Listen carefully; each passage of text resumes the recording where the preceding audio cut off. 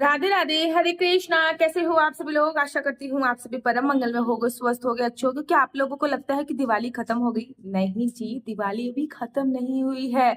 दिवाली से भी बड़ी दिवाली, जिसको देव दिवाली बोला जाता है, वो आने वाली है। जी हाँ, कार्तिक मास में पूर्णमासी वाले दिन देव दिवाली बनाई जाती है। कार्तिक पूर्णिमासा को देव दिवाली के नाम से संबोधित किया जाता है। ऐसा बोला जाता है कि इस दिन देवता जो है वो पृथ्वी लोक पर आते हैं और देव दिवाली होती है। देव दिवाली का शास्त्रों में बहुत विशेष महत्व है। ऐसा बोला जाता है कि कार्तिक पूर्णिमा वाले दिन आपने अगर पूरे साल पूजा अर्चना वंदना नहीं करी है, पूरे साल आपने दिया नहीं जलाया, तो कार्तिक पूर्णिमा वाले दिन आपको 365 बत्ती का दिया जलाना चाहिए। पूर्णमासी जो तिथि होती है उसमें 15 चीजों का विशेष महत्व होता है। पूर्णमासी पे कम से कम 15 दिए आपको अवश्य जलाने चाहिए। इस दिन देवता जो है वो दिवाली खेलने के लिए आते हैं पृथ्वी लोक पर। तो इस दिन माता रानी का, भगवान विष्णु का, भगवान शिव की भी पूजा का विशेष प्रावधान है। ना केवल इस दिन भगवान विष्णु की पूजा की जाती है, अपितु कार्तिक मास की जो पूर्णमासी है ना, वो भगवान शिव से भी संबंधित होती है। कहते हैं इस दिन भगवान शिव ने, पूर्णमासी वाले दिन भगवान शिव ने त्रिपुरासुर राक्षस का वध किया था। तभी से उनको त्रिपुरारी वो कलाए और उनकी पूजा अर्चना वंदना त्रिपुरारी रूप में की जाने लगी। न केवल भगवान शिव की पूजा होती है इस दिन, पूर्णमासी वाले दिन, कितना अद्भुत संयोग है ना, अपितु लक्ष्मी माता की भी पूजा अर्चना वंदना होती है। और इस बार तो भाई साहब शुक्रवार वाले दिन देव दिवाली पड़ रही है। पहले मैं आपको देव दिवाली का शुभ मुहूर्त बताती हूँ, जो कि मैंने अपने पंचांग से देखकर नोट करके रख लिया है। जान लेते हैं कि पूर्णमासी तिथि का प्रारंभ कब हो रहा है। 15 नवंबर को सुबह सुबह 6:19 पर पूर्णमासी तिथि का प्रारंभ हो रहा है, जो कि अगले दिन या फिर मैं कहूँ देर रात 15 नवंबर को 2:28 पर, मतलब रात को 2:28 पे विश्राम रहेगा। कार्तिक पूर्णिमा का जो व्रत रखा जा रहा है वो 15 नवंबर को ही रखा जा रहा है। कार्तिक पूर्णिमा स्नान दान की पूर्णिमा हो, चाहे वो व्रत इत्यादि की पूर्णिमा हो, इसका व्रत 15 नवंबर को ही रखा जा रहा है। श्रीधाम वृंदावन में 15 नवंबर को रखा जा रहा है। खाटू श्याम में 15 नवंबर को रखा जा रहा है। इस दिन पूर्णमासी है। बांके बिहारी जी के मंदिर में भी इसी दिन पूर्णमासी है।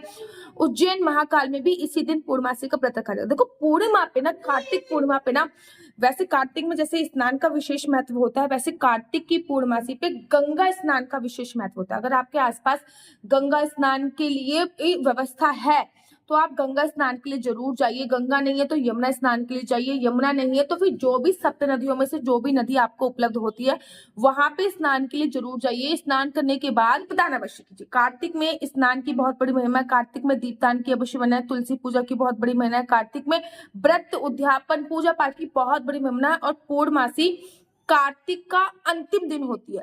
जब पूर्णमासी कार्तिक का अंतिम दिन होती है, इसमें जितना ज्यादा पूजा अर्चना वंदना करी जाए बहुत बहुत ज्यादा सर्वोत्तम माना जाता है। तो अगर आप कार्तिक स्नान पे गंगा नहीं जा पा रहे हो, गंगा जी में स्नान करने या फिर किसी भी देव नदियों में स्नान करने, तो आप घर के पानी में गंगा जल डाल के इस दिन तो सुबह सुबह जरूर स्नान कीजिए। अगर आप दीप दान करने किसी भी देव नदियों में या फिर तालाब सरोवर के पास नहीं जा रहे, तो घर में एक परात जो होती है जिसमें आटा मारते हैं, उसमें थोड़ा सा पानी डालिए, थोड़ा सा गंगा जल डालिए और उसको क्रीमित नदी का रूप दे दीजिए। उसमें दीपदान अवश्य कीजिए। अगर आप चाहते हो कि मैं इसका प्रैक्टिकल करके बताऊं कि क्रीमित नदी में कैसे दीपदान कर सकते हैं, तो आप मुझे कमेंट्स करके अवश्य बताइए। कार्तिक पूर्णमासी पे 15 दीपक जलाने का विशेष महत्व होता है। 2 दीपक आपको घर के मुख्य द्वार पे जलाने होते हैं। एक तुलसी मैया पे जलाना होता है, एक घर के मंदिर में जलाना होता है, एक घर के कमरों में जलाना होता है, घर के बेडरूम ड्राइंग रूम में जलाना होता है, किचन एरिया में जलाना होता है, यहाँ पे आपके पीने का पानी उपलब्ध है वहां पे जलाना होता है। 2 दीपक आकाश दीप दान करना होता है। तो 15 दीपक का बहुत विशेष महत्व होता है। 15 दीपदान अवश्य करिए। कार्तिक पूर्णमासी को लेकर ना 2 कथाएं प्रचलित है। एक तो मैंने आपको सुना दी कि भगवान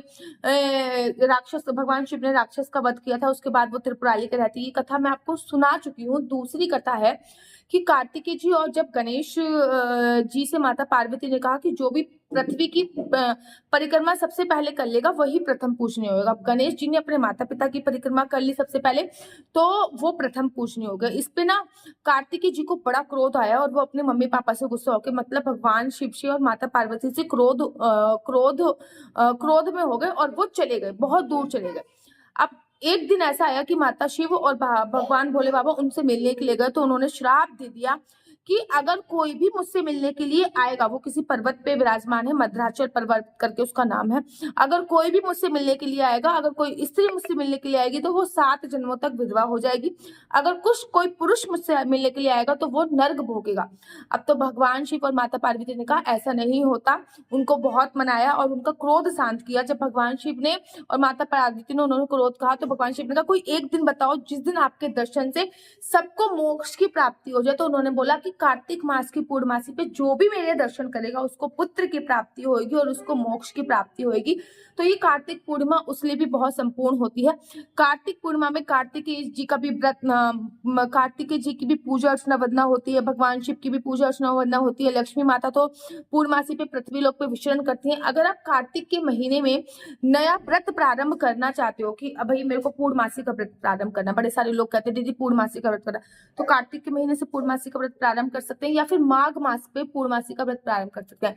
पूर्णमासी का व्रत रहने से हमारे जीवन में कुछ भी इनकम्प्लीट नहीं रहता है, सब कुछ संपूर्ण पूजा। सबसे पहले मैं पूजा का शुभ मुहूर्त आप लोगों को बताती हूँ। सबसे पहले तो 15 नवंबर की पूर्णमासी है, जो कि 15 नवंबर को रात को 2:28 पे खत्म हो जाएगी।